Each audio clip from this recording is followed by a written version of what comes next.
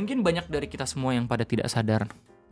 Kalau misalnya sekarang kita hidup di sebuah zaman di mana orang-orang butuh banget ngerasanya diakuin sama orang lain. Dan ngomongin soal pengakuan, itu nggak jauh banget korelasinya sama yang namanya perhatian.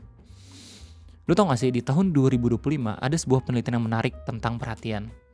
Yang katanya, perhatian kita itu bisa diprediksi polanya dengan melihat behavior atau sikap kita terhadap notifikasi yang ada di HP kita sendiri. Ini gue nggak ngarang ya, ada penelitiannya dari Cornell University, judulnya Track Mobile User Attention Awareness Based on Context and External Distraction. Silahkan baca sendiri kalau misalnya tertarik. Nah, ngomongin soal perhatian, di Facebook lagi rame banget orang-orang ngomongin tentang satu postingan di mana di-spill sama nakes ya, atau tenaga kesehatan yang cerita kalau misalkan di UGD atau unit gawat darurat ada beberapa oknum pasien yang mencoba untuk mencari perhatian ke orang-orang tersayangnya gitu ya, dengan masuk ke UGD ya, memasukkan kondisi, terus abis itu curhat kalau misalkan dia butuh perhatian. Dan ini lucu banget, kita bakal bahas bareng-bareng gitu ya. Siapa tahu ada yang bisa kita pelajari di sini. Jadi selamat datang di Ngopi Ngobrolin Persoalan Indonesia bersama gue, your favorite Uncle Om Ray. Postingan ini pertama kali gue tahu dari Facebook. Itu dikirim sama Mokimon. Dia buat caption, beneran ada yang kayak gini. Dia buat caption ini sambil ngirim sebuah lampiran screenshot ya, yang gue sih awalnya prediksi ini dari Instagram, ternyata bener, gue udah nemuin doxnya di mana. Ini berasal dari akun Lingkar Medika, ya sebuah rumah sakit atau layanan kesehatan BPJS gitu ya, yang biasanya aktif juga dalam membuat konten-konten yang seperti ini. Gue tau awalnya itu di Facebook, terus kemudian gue cek di Instagram dan ternyata ini buset rame banget coy. Rame-rame ya, bahkan kalau misalnya lihat dari akunnya ini udah dipin sama mereka dan udah sampai dapat tayangan sebanyak 3,9 juta orang. Jadi ini rame dulu di Instagram, terus abis itu di-share di Facebook. Di Facebook itu di-share-nya sama screenshotan dari komentar yang memvalidasi konten yang ada di videonya sendiri. Di mana di videonya itu dibuatin caption sama Lingkar Media, pasien datang ke UGD tengah malam pura-pura sakit cuma buat caper ke pacarnya. Ini gue bilang, perhatian sekarang tuh bener-bener esensial banget gitu. Perhatian gak cuma ke pacar lu doang gitu, tapi perhatian ke orang tua lu ya, ke orang-orang terdekat gitu, bahkan ke streamer atau oshi lu sendiri gitu ya. Orang-orang rela bahkan ngelakuin hal-hal yang bodoh gitu untuk mendapatkan attention atau perhatian. Terus kemudian divalidasi juga sama salah satu komentar yang bilang kayak pernah dapat pasien IGD ngotot minta diinfus sampai rela bayar tunai di IGD. Kondisi pasiennya full make up, rambut blowout, pokoknya cantik banget. Akhirnya cuma injeksi vitamin aja karena emang beneran gak ada keluhan apa-apa dan tanda vital juga bagus. Cuma pengen diinfus aja. Pas perawatnya lagi injeksi, tiba-tiba pasiennya nangis sambil ngerekam tangannya sambil ngomong, tega kamu nyakitin aku sampai aku harus dirawat begini. Kamu gak tahu seserius apa penyakit aku. Aku tuh sampai harus dirawat karena kamu. Tega kamu ninggalin aku. Perawatnya shock. Nani, aku shock, pasien sebelah juga mungkin shock. Dan habis diinjeksi vitamin, pasien itu bangun dan pergi meninggalkan IGD. Dan kami yang masih shock. Sumpah, ini adalah POV yang baru buat gue yang bukan nakes gitu loh. Ternyata ada cerita-cerita unik juga yang seperti ini, men. Se-desperate itu orang-orang nyari perhatian gitu. Dan karena di kolom komentar itu yang nge-share pengalamannya itu pasien cewek gitu, banyak banget orang-orang yang langsung ngejustifikasi kalau misalkan ini mah semua cewek kayak gini. Kagak. Kalau misalnya lu cek di kolom komentar, banyak lagi yang lebih mind blowing gitu. Coba kita lihat bareng-bareng. Ini dari Erdian Steven Lee. Saya sebagai perawat IGD memvalidkan informasi ini, makanya kita skeptis sama pasien yang memang kondisi fisiknya bagus dan tanda-tanda vital bagus. Dicek apapun bagus tapi keluhan banyak banget. Intinya dia caper sama seseorang walau udah bersuami istri. Dim, sekarang jadi tren kah? Ke IGD cuma buat konten dong, what the hell? Temanku yang ambil spesialisasi psikiater pernah ngomong, ada orang konsultasi ke dia ngotot punya gangguan mental, lalu self-diagnose kalau punya gangguan jiwa X. Dia bilang ada model-model pasien gitu juga di bidang psikiatri. Entah buat apa, padahal pasien-pasien yang punya masalah jiwa beneran itu malah merasa masih normal. Anjir, self-proclaim kena masalah, anjir, bahkan marah saat dianggap punya gangguan jiwa. Tapi orang-orang sekitar merasakan dampaknya nih, ntar. Gue cari, ada komentar yang mind-blowing banget. Wait. Nah, ini. Dari Mas Rulianto, sepupuku perawat di IGD juga pernah ngalamin yang seperti itu. Pasiennya cowok, habis diinfus dia VC, pacarnya bilang, aku sampai begini, kamu tega ninggalin aku dan nikah sama dia. Ternyata pacarnya cowok juga. Jadi ini langsung ketangkis ya, yang ngelakuinnya cuma cewek doang kagak gitu, bahkan cowok pun ada gitu loh. Sampai langsung bilang kayak, aku sampai begini kamu tegini aku, dan ternyata pacarnya cowok juga gitu kan.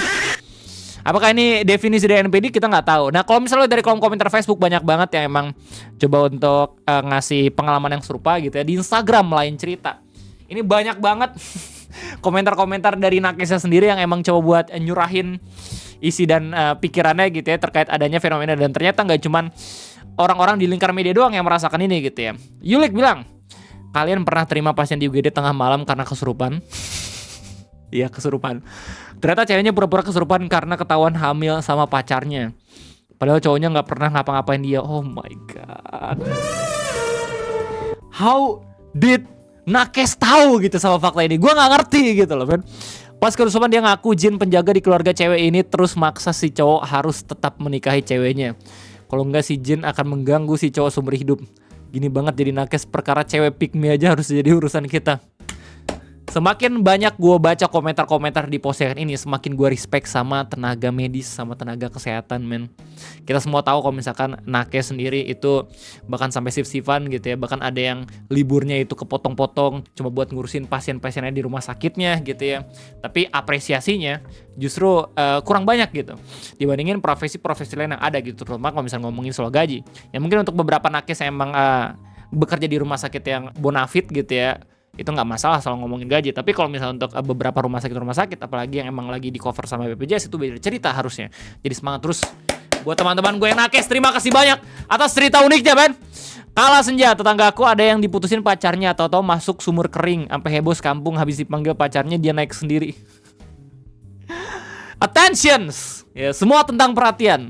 TV Syura, gue pernah banget di rumah sakit Temanggung, ngerasa sesak banget dan kebetulan suami lagi di Magelang jemput anak-anak.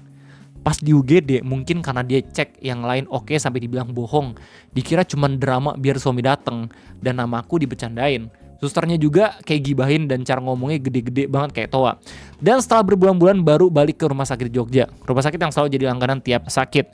Dan hasilnya aku emang beneran selalu ngerasa sesak napas dan napas berat, karena disebabkan GERD-ku yang udah parah. Sampai sekarang aja tabung oksigen selalu sedia rumah sakit. Jadi sumpah, itu suster julid demi Allah, gua sakit hati. Jadi dari komentar ini kita tahu kalau misalkan gak semua yang emang ngedrama di UGD itu beneran cuman ngedrama atau dapat perhatian. Ya mungkin aja ada keterbatasan skill dari rumah sakit tertentu gitu, emang kagak bisa ngediagnosis penyakit-penyakit yang ada. Dan ini adalah hal yang wajar. Beberapa kali pun ya ibu negara pun sempat pernah ngerasain itu juga. Awal itu dikira karena amandel apa gitu, ternyata DBD gitu. Salah diagnosa. Dan ada rumah sakit gue gak pengen ngasih tahu itu rumah sakit mana. Dan teman-teman gue pun yang emang sakit aneh gitu ya, pernah ngerasain hal yang sama juga. Oh didiagnosis apa ternyata gak sembuh. Dan baru dikasih tahu kalau misalnya ternyata kena penyakit-penyakit tertentu gitu ya. Emang perawatannya khusus. Rida Allah bilang, sewaktu jaga IGD ini pasien paling lucu. 1 jam 2 malam bapak-bapak datang ngeluh gak bisa tidur dan minta diperiksa. Iya cuman gara-gara gak bisa tidur, gak ada sakit apapun. Jam 1 malam pasangan suami istri datang sambil berantem di IGD. Keduanya minta visum, teriak-teriak di IGD setengah jam. Abis itu baikan dan pulang. Visumnya gak jadi. Gokil. Semua profesi kayak punya cerita-cerita kayak gak gini dah. Kayaknya kita harus sering-sering ngeliat kayak profesi lain kayak teknisi Indihome segala macem gitu ya. Kayaknya mereka juga punya cerita-cerita lucu dah ngomongin soal internet dan keluhan-keluhan pelanggan gitu loh. Kayak kemarin tuh tiba-tiba ada tikus di rumah gua, terus habis itu jadi viral juga kan di Twitter. Nathaniel bilang, wah kok pernah lagi rawat pasien kayak gitu, datang ke IGD keluhannya diputusin pacarku dok, jadi nggak mood ngapa-ngapain, bahkan sampai IGD pun masih berantem di FC. Ivan Desir bilang ceweknya manggil 119 pas foto si cowok mulutnya berbusa. Tim datang dicek, ternyata pasta gigi pengen gue gibeng tapi nanti kena Google review. Ya bagus banget nggak dikasih tahu rumah sakit yang mana gitu. Jadi postingannya Lingkar Medika termasuk yang berani gitu yang ngasih tahu kalau misalkan mereka pernah ngalamin hal yang serupa juga. Via Francisca bilang, saya pernah ke UGD RS kampus subuh karena udah nggak tahan muntah terus. GERD bener-bener kumat gak enak, ngerasa sampai 7 kali muntahin nasi plus air. Men, ini buat lu semua nih ya yang sekarang tuh lagi sibuk banget sama kegiatan, sama kerjaan, sama kuliah, men, please pola makannya dijaga, oke? Jangan sampai lu ngerasain GERD dah. Sekali 2 kali tuh ya, GERD itu bisa kambuh terus-terusan, men, jadi bahaya. Lambung lu bakal ngikis gitu loh bagian lapisannya. Jadi sebisa mungkin, sesibuk-sibuk apapun lu ya, nggak bisa lu nyentuh makanan sama sekali, makan, oke? Pola hidupnya tetap harus dijaga. Jangan sampai lu ngerasain kalau misalnya butuh sakit dulu, nggak worth it, anjir sumpah dah. Nanti kalau misalnya udah tua baru ngerasain soalnya, oke? Ini perhatian khusus dari om-om yang sering nge-yaping. Tapi dokternya yang cewek, mbak hamil mungkin, si Angela orang beneran sakit, mana mau ngelawan, cuma bilang jangan fitnah dok, saya beneran sakit, dan diobatin ngasal. Pas ke klinik kampus baru ditangin lebih baik, emang paling bener ke klinik walau kena infus 2 kali ya. Jadi banyak juga komentar-komentar ya yang di sini ngasih tahu kalau misalnya nggak semuanya salah orang-orang yang emang bener pengen ke IGD atau UGD gitu, tapi ada juga gitu yang emang pengen diperiksa bener-bener ya nggak sih. Cuman konteksnya di postingan ini orang-orang tuh ngasih cerita kalau misalnya ada juga nih pasien-pasien yang anomali. Hasya, aku pernah datang ke klinik tengah malam sendirian karena emang aku udah ngerasa akan kena serangan asma dan lagi nggak ada nebulizer dan apa-apa, jadi emang mau sekalian di nebul di IGD klinik. Tapi ketika masuk aku dianggap camper, pasti cuma caper aja, tengah malam sendirian lagi. Jadi aku cuma disuruh baringan di kasur IGD. Nggak lama 5 menit kemudian aku serangan asma, batuk dan sesenggukan sampai napas hebat. Mulai pasang alat nebulizer sambil nanya, oh kamu punya riwayat asma ya? Jujur gue bersyukur banget ya akhirnya baca kolom komentar. Kenapa begitu? Karena di sini awalnya gue kira kita cuma ngebahas tentang anomali pasien-pasien yang cuman minta perhatian doang, tapi ternyata ada juga anomali tempat-tempat rumah sakit, klinik dan segala macam yang menyepelekan. Beberapa ada yang menyepelekan gitu ya, indikasi dari orang-orang yang mungkin kena penyakit serius gitu, dan itu juga nggak kalah fatal dibandingin orang-orang yang cuma ngeprank butuh perhatian doang. Jadi dari sini kita belajar untuk saling menghormati satu sama lain sebagai calon pasien atau sebagai nakes yang benar-benar serius banget pengen menyembuhkan calon-calon pasiennya, nggak cuma sekedar uang dan segala macam. Jadi begitulah kira-kira yang pengen gue bahas di cerita lucu Lingkar Medika. Apakah ada yang rekan semua yang emang kerja di rumah sakit juga yang emang pengen cerita soal kayak gini, silahkan tulis di kolom komentar. Nah, mungkin ada juga yang rekan semua yang emang pasien pernah ngalamin hal yang serupa juga gitu ya, disepelekan sama beberapa oknum-oknum rumah sakit. Feel free to write the stories on comment section. Kayaknya itu aja mungkin dari gue. Terima kasih banyak, sampai jumpa lagi di next video ngopi. Gue undur diri. Bye bye.